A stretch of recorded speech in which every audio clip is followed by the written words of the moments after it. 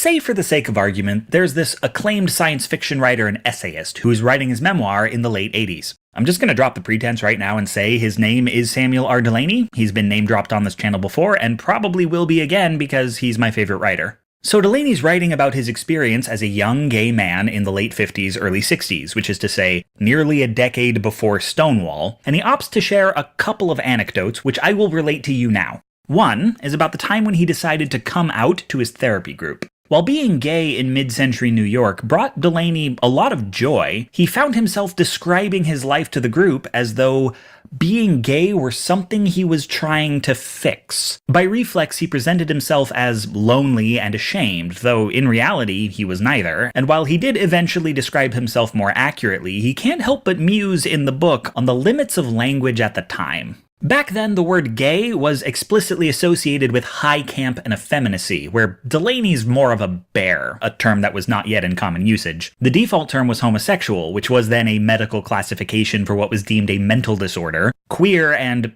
the F word were still slurs that had yet to be reappropriated. So, while all the words to describe himself were technically available, they all carried the connotations of the most popular narrative about gay men, that they were isolated, aberrant, and pitiable.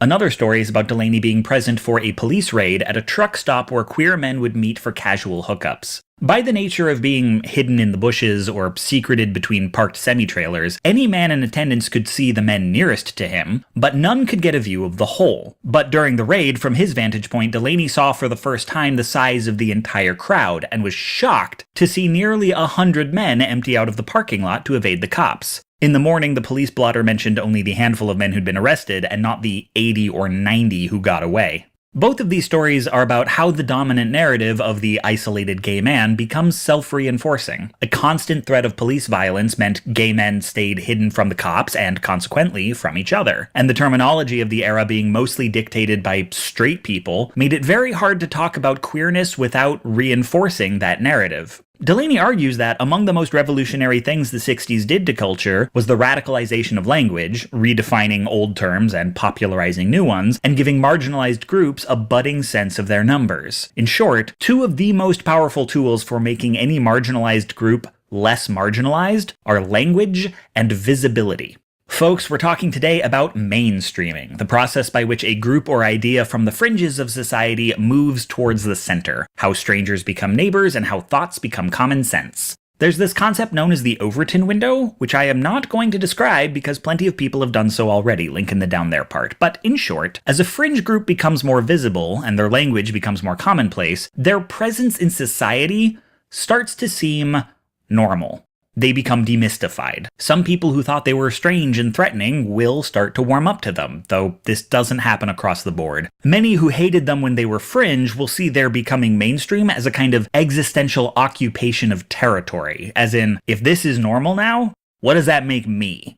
But much of what is considered standard in society today has gone through this process. Now, straight folks like myself often think that greater queer visibility and the proliferation of queer language is for our benefit. If our queer friends feel safe coming out to us and we know which words we should and shouldn't use, it makes it easier for straights and queer folks to be pals. And it is true that no one gets mainstreamed without advocates in the existing mainstream, but let's not beat around the bush. Language and visibility are tools of consolidating power. Visibility means having a sense of your numbers. Common language means forming alliances. You get a bunch of formally isolated gay men connecting with each other and accurately describing their experiences. You've got yourself a movement, with or without straight friends. This is why it's to the benefit of straight society to tell queer men that they are isolated, because isolated queer men are in no position to make demands. And just so it doesn't get left out of yet another conversation, Delany is writing about gay men because the book is a memoir and that's his experience, but neither he nor I are ignoring that the gay rights movement was kicked off by trans women.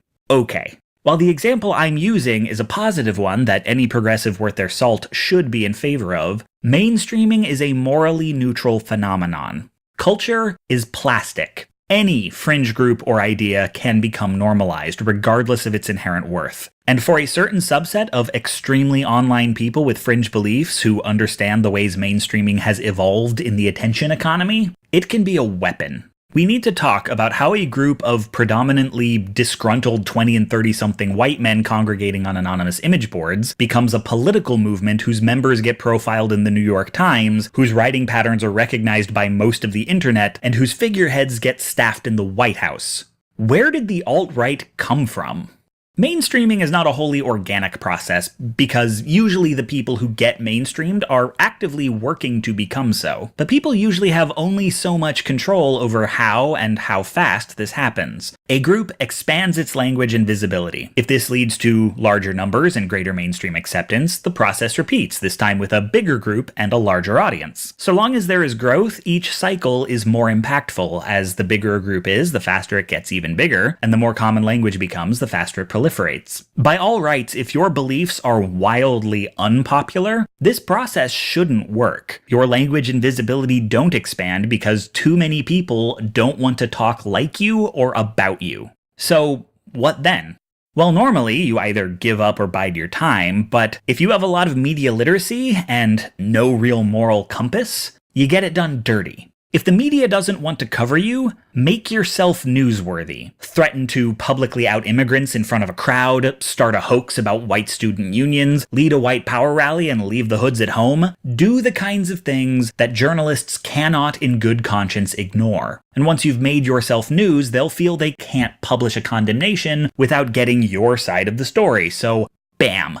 You've got yourself an interview. The more erratic and dangerous you seem, the more they'll want to write a profile so people can figure you out. The article about how surprisingly normal you seem in person basically writes itself. If you want to spread a conspiracy theory, send it to a small local news site that doesn't have the resources to fact-check you. Once they publish something salacious, all the bigger news channels will have to talk about it if only to debunk it. Put provocative stuff in front of politicians, because anything they retweet has to be news. In a pinch, you can always piggyback off a famous activist by making takedown videos, or, if you're really ambitious, harass someone at a conference. Everyone is desperate for clicks. If you can generate them, you'll get your message out.